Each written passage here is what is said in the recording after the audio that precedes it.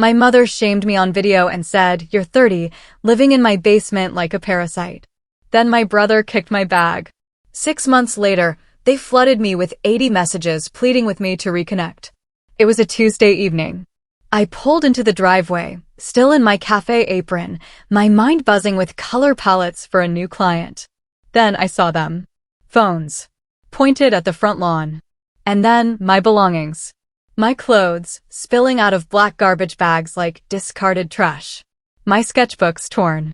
My old laptop, lying on top of the heap, rain dripping onto its keyboard like someone had spat on it and walked away. My mother, Catherine, was standing right in the middle of it all, her phone held high, speaking to a live stream as if she were hosting some twisted reality show.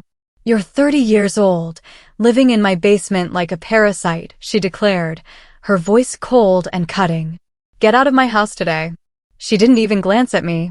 Her eyes were glued to the comments scrolling across her screen. My brother, Jack, let out a loud, braying laugh that the microphone picked up perfectly, then kicked one of my bags, sending it tumbling across the wet grass. My sister, Sophie, spun her phone around, giving her followers a complete tour of my life as it was tossed away, piece by painful piece. Someone across the street actually cheered. I didn't scream. I didn't beg. I just walked past all of them, moving through a daze, picked up what I could with shaking hands, loaded it into my beat-up car, and drove away without a single word. At that moment, they truly believed they had finally gotten rid of the family loser. What they didn't realize. 6 months later, they'd be bombarding my phone with 80 desperate messages, begging me to talk to them. If you want to know how the parasite in the basement came to hold everything they valued in her hands, then you better keep listening. 6 months before that horrific night, my life, on the surface, seemed pretty normal. I had my own tiny one-bedroom apartment, a silver Honda Accord that rattled like a tin can, and a full-time job as a graphic designer in Dallas. It wasn't glamorous, but it was mine. I paid my own rent, my own bills, bought my own groceries. I was proud of that. Then, the economy tanked. Clients pulled campaigns, budgets evaporated, and one Friday afternoon, my manager summoned me to a conference room. You know that tight, apologetic smile everyone talks about on LinkedIn? Yeah, she had it. "It's the recession," she said, as if that would somehow dull the pain. 2 weeks later, I was standing in my empty apartment, staring at a U-Haul full of boxes, my savings dwindling faster than I'd ever imagined. Moving back in with my mother was supposed to be a temporary solution. We agreed I'd pay her $400 a month to stay in the basement, and I'd work extra shifts at a local cafe while I applied for new design jobs. On paper, it seemed reasonable. In reality, it felt like my entire world was shrinking. My mother, Catherine, loved to tell people she'd taken her adult daughter back in, as if she were rescuing a stray. At church, she'd sigh dramatically, "Oh, Ava's come home for a while." Poor thing, the economy really broke her. But when we were alone, the narrative shifted. "You're almost 30, she'd mutter, slamming cabinet doors, living downstairs like a teenager who never grew up. My brother, Jack, would stop by for dinner, still in his greasy work shirt from the auto shop, clap me on the shoulder and sneer, "So, how's the artist-in-residence doing? Any paying work yet? Or just more doodles?" My sister, Sophie, floated around, filming everything for her phone, chirping to her followers about Sunday family dinners and cozy moments, always angling the camera so I was half out of frame, as if I were just part of the scenery. The basement wasn't terrible, but it never felt like home. I'd work on my laptop at a wobbly folding table, updating my portfolio, sending out resumes, and squeezing in design gigs that paid insultingly little just to keep my software subscriptions going. Every time I handed my mom an envelope with cash for the month, she'd flip through it like a landlord searching for counterfeit bills and say something like, "Don't forget the electricity you use isn't free." As if I'd been showering with a garden hose. Still, I told myself it's only temporary. I'd scroll through job postings late at night, dreaming of the day I'd walk up those basement stairs with a new offer and a solid move-out date. Then, one morning, that email arrived. A small tech startup in Austin loved my portfolio and wanted to hire me as a remote freelance designer with an option to go full-time. The rate was higher than I'd ever made at the cafe and nearly comparable to my agency salary. My hands actually shook as I read the contract. My heart pounding, I went upstairs and found my mother wiping down the kitchen counters. "Mom," I began, trying to keep the smile from bursting out, "I think I just landed a really good freelance job. It's steady work, decent pay. This could actually get me back on my feet." She didn't scream, hug me, or even ask questions. She just paused, sponge in midair, and stated flatly, "Freelance isn't a real job, Ava. Don't get too excited. People like you require stability." Then she went back to scrubbing as if I'd just commented on the weather. I tried to laugh it off, but something about how she said, "people like you," just stuck in my chest and stayed there. Have you ever told someone good news and felt, for a split second, like they were annoyed you might actually do well without them? I tried to ignore the feeling. I signed the contract, marked the start date, and told myself what my mother thought didn't matter. I had a plan. I had a way out. What I didn't realize was that before I could take that next step, she had already planned a very public performance to ensure everyone thought I was the problem, not her.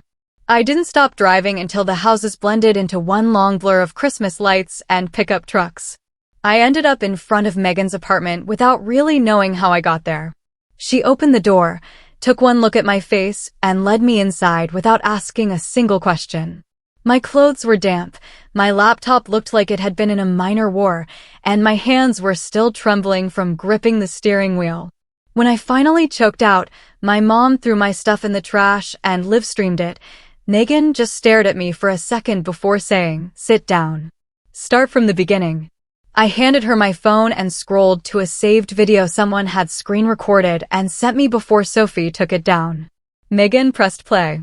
There was my mother, perfectly framed, eyes bright with righteous anger, calling me a parasite to a rolling stream of laughing emojis. Jack kicked my bag. Sophie giggled, swinging her camera around as if this was top-tier content. Then my face appeared on the screen, confused, stunned, utterly silent. A few comments slid by. To be honest, she appears to be lazy. My mother would never tolerate such behavior. It felt like I was at my own funeral, listening to eulogies from strangers.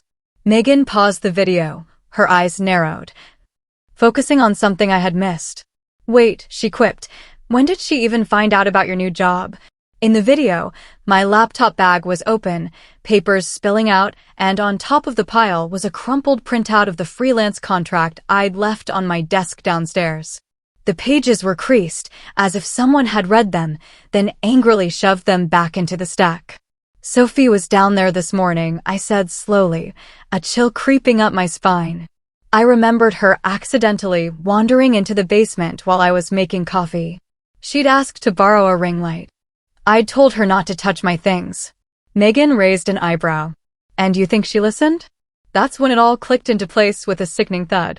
My mother hadn't just snapped out of nowhere.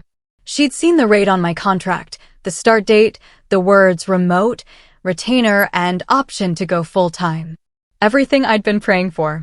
Instead of being relieved, she saw it as a threat to her carefully constructed narrative, the struggling single mother supporting her helpless adult daughter. I leaned back on Megan's couch and stared at the ceiling. She needed me to leave as the villain, I explained quietly.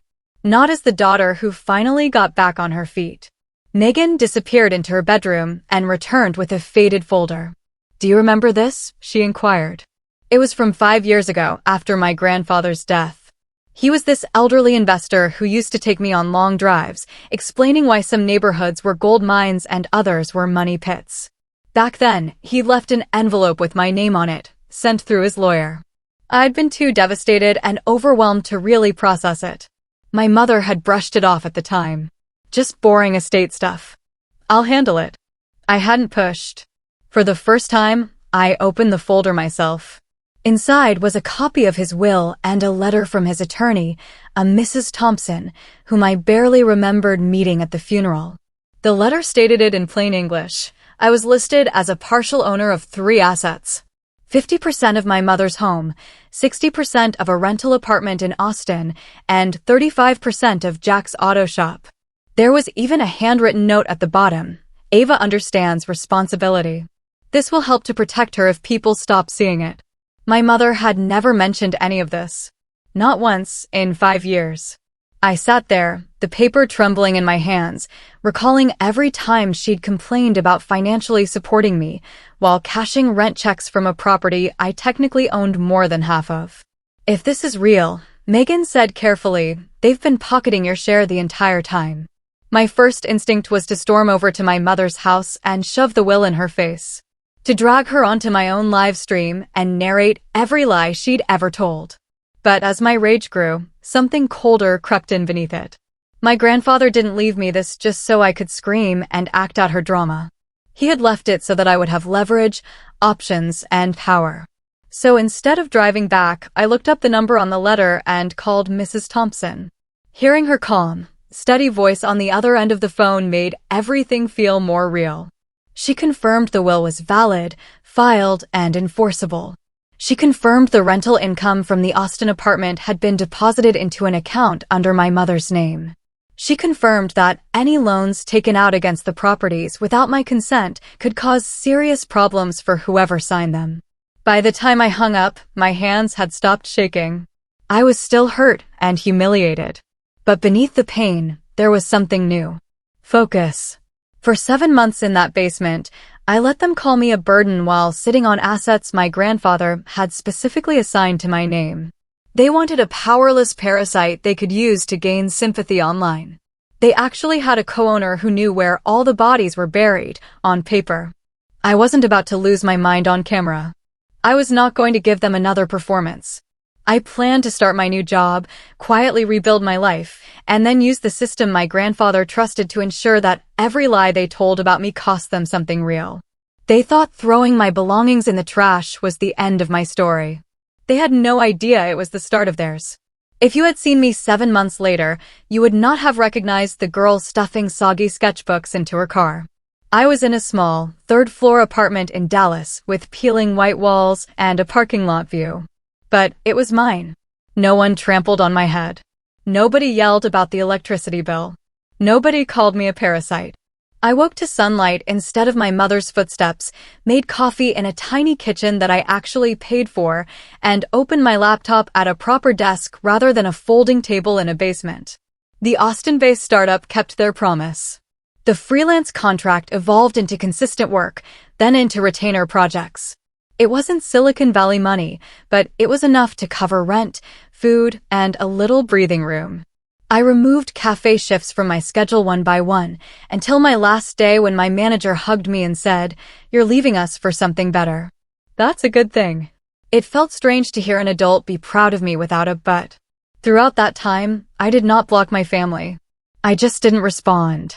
My phone would buzz with group chat updates and random texts from my mother about distant cousins and church events, as if nothing had happened.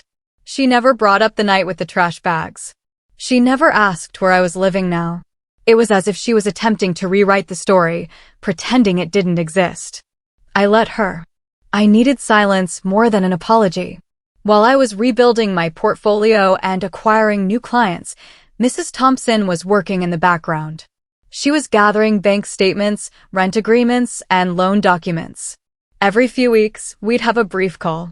She would ask me questions, I would send her screenshots, and then she'd say, "We'll move when you're ready, Ava." Not when they're ready. For the first time in a long time, an elderly person wasn't telling me to be grateful or stop causing problems. She was telling me that my anger was justified. One Tuesday afternoon, after I had submitted a large number of designs, she called and said, "I think it's time." I stared at the open spreadsheet on my screen. Years of rental income from an Austin apartment, loan paperwork with my mother's and Jack's names, but not mine. An estimate of what my share should have been. I swallowed hard. "What happens when we do this?" I inquired. "We don't destroy them," she explained calmly. "We just stop them from pretending you don't exist. They'll get angry. They'll try to make you feel guilty. That's not your problem." A week later, she sent formal letters to my mother and the shop address, outlining everything in precise legal language. my ownership percentages, the debts taken out without my consent, the amount of rental income that should have been shared, and a request to negotiate a fair arrangement before going to court. She copied me on the email and mailed physical copies in case anyone tried to claim they didn't receive it. For a few days, nothing happened. It was almost boring. I went to the gym, answered client emails, and argued with a developer about button placement. Part of me wondered if my family had just thrown the letters in the same trash can as my clothes. Then, on a quiet afternoon, my phone lit up on my desk so quickly it appeared to be glitching. First, the family group chat. Then Jack, Sophie, my mother, and a slew of message previews stacked on top of each other until I had to pick up the phone to see the screen. In less than an hour, I received more than 80 notifications. Jack, what the hell is this lawyer nonsense? Call me right now. Sophie, could we please discuss this as a family before you blow everything up? Mom, Ava, where do you live? Why didn't you come here first? We need to fix this. Please answer me. The group chat was chaotic. Screenshots of the letter, all caps accusations, cousins wondering what was going on. My Aunt Linda said, maybe we should have told her about the will when Dad passed, and then left the chat. I looked at my phone and realized something profound had changed. 6 months ago, I was standing in the driveway with my life in shambles while everyone pointed cameras at me. Now, they were spinning, attempting to control the narrative, trying to drag me back into the role of the remorseful child who needed to make things right. I put the phone down, face down, and let it buzz on the table. I made myself a sandwich. I completed my client notes. I let all calls go to voicemail. When I finally listened to one of Jack's messages, he sounded less angry and more terrified than I had ever heard him. Look, man, he said, his voice tight. Mom's freaking out. The bank is asking questions. Just tell us where you are so we can sit down and figure this out. You don't have to do this. But the truth was I did. Because they'd been doing things behind my back for years and calling it family. For once, I had moved first. And this time, a deleted live stream and a fake apology video would not be enough to clean up the mess they had created. The first indication that things were getting ugly wasn't a lawyer email. It was a TikTok. I was lying on my couch after a late night of revisions when Megan texted me a link in 3 words, "You need this." I clicked, and there was Sophie, perfectly lit in her bedroom, her mascara smudged just enough to make her appear vulnerable. The caption read, "When your own family member chooses money over blood," and she used a popular audio clip about betrayal. She never mentioned my name, and she didn't have to. She mentioned a sibling who is suing our mother over a house she never paid for and attempting to take Jack's business away. Her followers flooded the comments with sympathy, calling the mystery sibling greedy, ungrateful, and a gold digger. A few of them discovered my Instagram through old tagged photos and began sending me DMs. "You really taking your mom to court over rent money?" one asked. Another suggested, "Get a job instead of chasing inheritance." Darren, it was almost comical in a sick way how quickly people pick a side when they only hear one version of the story. I put down my phone, took a few deep breaths, and reminded myself that Mrs. Thompson had warned me this could happen. "They're going to frame this as you attacking them," she told me, "because that's easier than admitting they stole from you." A few days later, there were more than just direct messages. Someone gave me a 1-star review on my design portfolio page, calling me unprofessional and emotionally unstable. Another wrote, "Refuse to work with family." Imagine what she'd do to clients. I knew exactly where it was coming from. The language sounded too much like what my mother used to say under her breath. Then Jack showed up. I was leaving my building one afternoon, carrying my laptop bag over my shoulder, when he stepped away from a truck parked at the curb. He looked tired, with bloodshot eyes and a crumpled cigarette pack in his hand. "We need to talk," he stated, blocking my path. "You can call my lawyer," I said as calmly as I could. He laughed sharply. "Oh, that lady, she's trying to turn you against your own family. This is between us. Just sign a paper saying you don't want the shop and Mom's house. And this all goes away. The bank stops calling. We get back to normal. Everything is fine." As if normal meant throwing my clothes in the trash while he laughed in front of an audience. I shifted my bag to my shoulder, remembering that there were cameras in the parking lot. I'm not signing away what Grandpa left me because you took out loans without me, I said, watching his jaw tighten. You think you know how business works because he took you to look at a few houses? You're going to ruin everything he built. It almost made me giggle. He built it, Jack. You and Mom just pretended I wasn't a part of it. He stepped closer, his voice dropping. If you don't stop this, you're going to regret it, and none of us will ever forgive you. For a brief moment, the old version of me, the one from the basement, wanted to apologize, smooth things over, try to make things right. Instead, I pulled out my phone, held it up so he could see the recording icon, and asked, "You done?"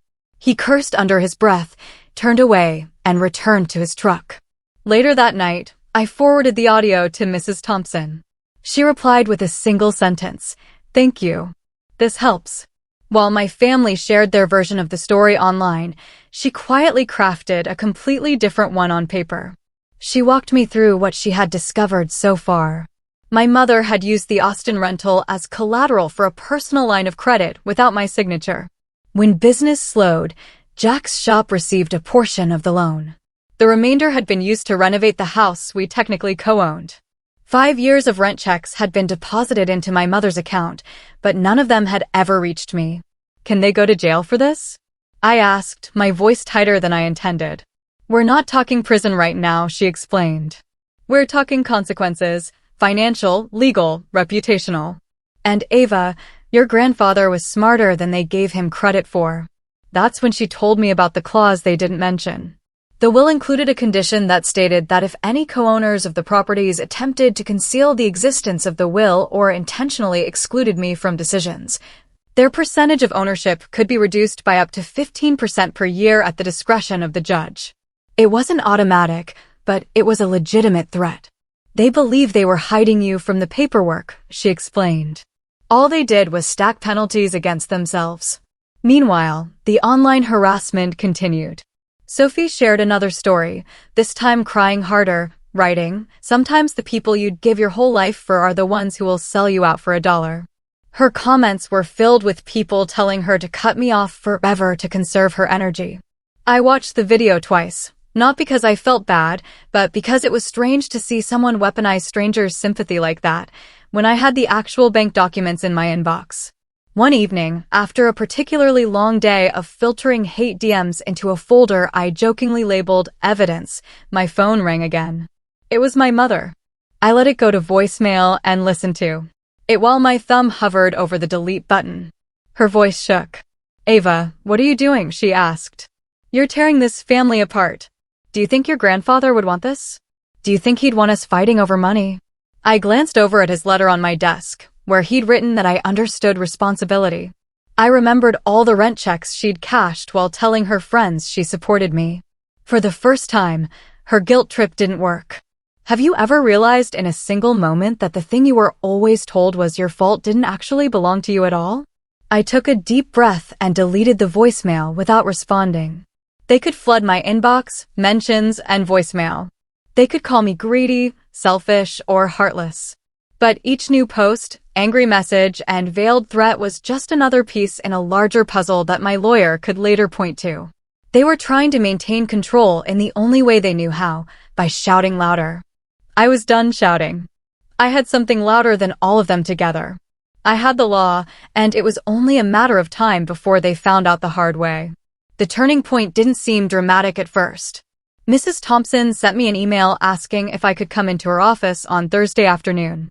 Her building was one of those older brick structures downtown that my grandfather would have approved of, solid and unpretentious. I sat across from her at a long wooden desk while she spread out a stack of folders as if we were about to play the most important card game of my life. "I think it's time we put some choices in front of your family," she told me. "And we do it on paper, not in comments or live streams." She walked me through what she'd prepared, which included a detailed summary of my ownership of the house, the Austin rental, and Jack's shop, 5 years of rent income that had never been shared, and loan documents where my name should have appeared but did not. Then she showed me a proposal letter. It was simple, almost polite. We weren't threatening to throw anyone out onto the street. We were just saying, these are the facts. Here's what's fair. So, what are we asking for? I inquired, my gaze scanning the pages. 3 options, she replied. They can sell the properties and distribute the proceeds based on the percentages your grandfather left. They can buy out your share at market value. Or leave everything as is structurally, but a professional management company handles the rental, and you receive your share going forward, plus a $20,000 reimbursement for past income paid over time. It sounded large and small at the same time. Not a lottery win, not a revenge fantasy in which they were left in the dust, but enough to put things right. Enough to make hiding the will painful. And the will clause? I inquired. She nodded. They've already concealed your ownership for years. If they refuse to cooperate and we go to court, we can ask the judge to reduce their shares because of that up to 15% per year. They keep pushing, they risk losing even more. We submitted the proposal.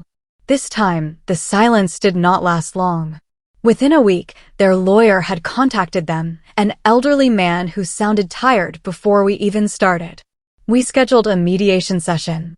Walking into that conference room reminded me of my childhood kitchen, but with fluorescent lighting and a pot of stale coffee in the corner. My mother sat on one side of the table, hands clenched around a tissue, dressed as if she were going to church. Jack slumped in his chair, jaw tight, eyes darting everywhere but at me. Sophie wore camera-ready makeup and kept checking her phone as if she was late for a live stream. I sat beside Mrs. Thompson, my heart pounding so hard I could feel it in my teeth, but my face was calm. I wasn't the basement girl anymore. We don't want to drag this through court, the other lawyer began. This is a family matter. Mrs. Thompson didn't even blink. It became a public matter when my client was thrown out on her front lawn on camera, she said, her tone even. We're here because that video is not the only thing your clients chose to hide. My mother launched into a speech about sacrifice, about raising 3 children alone, and about assisting Ava when she had nowhere else to go. She insisted that the rent money had been used for household expenses and that the loan against the rental was only a temporary solution to keep the family afloat. Jack said the shop would have failed without that money, and my grandfather would have wanted him to have a chance. Sophie cried over stress, brand deals, and how online hatred works both ways.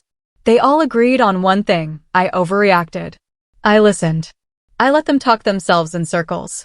Then Mrs. Thompson slid the will across the table, tapped the clause about concealed ownership, and calmly explained what 4 years of that would be like in front of a judge. For the first time, they went silent. The other attorney cleared his throat. What exactly would your client accept? He inquired, gesturing at me. I felt every eye in the room meet my face at once. My mother's eyes were pleading now. Jack's were furious. Sophie was calculating. I took a breath. I'm not here to ruin anybody's life, I informed them. I'm here so you stop pretending mine doesn't matter. I want what's in the proposal. $20,000 paid back over time. A management company handling the rental so I don't have to trust you. My name officially attached to every property the way Grandpa intended, and a public apology. My mother flinched. We'll apologize privately, she quickly replied. Family to family. There's no need to humiliate us in front of everyone. I thought about the video of my belongings in the trash, the neighbors watching, the comments calling me lazy, and the TikToks portraying me as greedy. You already did that part, I said. You just did it to me. The negotiation went on for hours. They tried to reduce the number, remove the apology, and maintain control of the rental. Every time they pushed, Mrs. Thompson calmly reminded them of what court would be like, how a judge might view 5 years of hidden income, and how that 15% penalty could erase more of their ownership than this agreement ever would. At one point, Jack snapped, "You're choosing money over your own mother." I looked him in the eyes and said, "No, I refuse to let my mother steal from me and call it love." In the end, exhaustion and fear accomplished what morality never could. They signed. The agreement stated that they would repay me the $20,000 in installments, plus my rightful share of future rental income, and that a third-party company would manage the Austin apartment. It also stated, in plain writing, that they would issue a public statement admitting they had withheld information about the will and that their claims about me living off them were false. They despised the last part. You could see it in every tight muscle in my mother's jaw, but they wrote it regardless. A week later, Jack called to inform me that the bank had officially frozen the line of credit linked to the rental. His voice was brittle. Without that cushion, the shop couldn't pay its bills. He closed the doors 2 months after that. Sophie shared a tearful update video about needing a break from social media due to family issues. Her follower count plummeted after people began asking pointed questions in the comments about the eviction live stream and the truth behind it. A small clothing brand quietly cut ties with her after receiving an email containing a compiled trust of her posts about me. My mother sold her car to make the first payment on the $20,000. The same woman who used to brag in church about carrying me was now getting rides from neighbors who had seen the apology she posted online. I did not dance on the ruins. I did not send them smug texts. I watched it all from a distance, using screenshots and secondhand reports, while sitting at my kitchen table, working on projects they were unaware of and paying bills they no longer had control over. They wanted the internet to regard me as dead weight. Now the internet had noticed something else. A mother humiliated her daughter on camera before being caught hiding an inheritance she was not entitled to. Was it a mess? Absolutely. Did it fix everything? No. But for the first time, the consequences of their choices fell on their shoulders rather than mine. In a strangely quiet way, that was the most satisfying part. Not the money, not even the signing of the agreement. The simple fact that they could no longer rewrite reality, no matter how many times they pressed the go live button. On the surface, my life appears to be boring. That's exactly how I prefer it. I wake up in a one-bedroom apartment in downtown Dallas that smells like coffee and printer ink rather than damp basement carpeting. There's a small desk by the window where my laptop sits, a corkboard covered in client notes and color swatches, and a plant I haven't managed to kill yet. I pay all the bills here with money I earn myself, with work that bears my name and no other's fingerprints. Some mornings, on my way to make coffee, I catch a glimpse of myself in the mirror and almost don't recognize the woman looking back. She does not flinch when her phone buzzes. She doesn't expect a voice yelling her name from upstairs. She just lives. The fallout with my family did not magically change who they are. A month after the shop closed, Jack texted me a long message about starting over, asking for budgeting and marketing advice. The old me would have dropped everything to help. This version of me responded with 3 short, practical lines and did not apologize for not responding to his follow-up immediately. Sophie attempted to DM me from a backup account, claiming she missed me and that the internet didn't get the whole story. I left the message unread and returned to my project. I don't hate her. I simply don't trust her with access to my life anymore. My mother sent a handwritten letter, pages of tight, neat script, explaining how stressed she'd been, how scared she was of losing the house, how she'd made mistakes and was just trying to survive. She wrote that she hoped I would forgive her someday, and that I would return home for Thanksgiving once things had calmed down. I folded the letter and placed it in a box with my grandfather's will and the old photos he left me, deciding that forgiveness did not have to entail returning to the version of family that had broken me.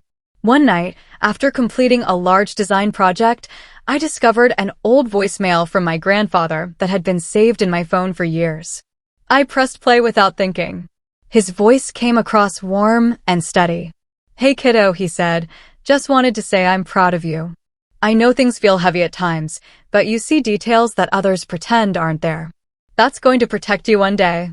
I sat on the floor of my living room and laughed once, a little choked up. He had no idea how correct he was. For a long time, I believed that revenge entailed making them feel as small as they made me feel. Standing there, watching my belongings in the trash, I fantasized about delivering a big, dramatic clapback, humiliating them in the same way they humiliated me. But finally, vengeance took on a different form. It appeared to be using the truth rather than screaming. It appeared to be a set of boundaries rather than begging. It appeared that making sure their lies cost them money, reputation, and comfort, while I created something quieter but stronger. I won't pretend that seeing my mother's apology post wasn't satisfying, or that Sophie reportedly losing brand deals wasn't a moment of justice, or that Jack couldn't keep playing boss with money that was never truly his. The part that stays with me, however, is not their punishment. My chest no longer tightens when I hear the word family. I've learned that blood does not give anyone the right to steal from you, rewrite your story, or treat your pain with contempt. Respect does. Accountability works. Love does. If you've ever been the problem child simply because you refuse to be quiet, I hope my story reminds you that you can protect yourself, even from those who raised you. And if your own family has ever made you feel like dead weight, maybe one day you'll be able to stand in a place that is yours, paid for by your own hard work, and realize they were completely wrong about you.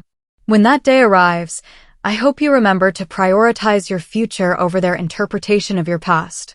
What would you have done in my place, especially when faced with that level of public humiliation? Or have you ever had to draw a hard line with family who just wouldn't respect your boundaries? Tell me what you think in the comments below. I really want to know.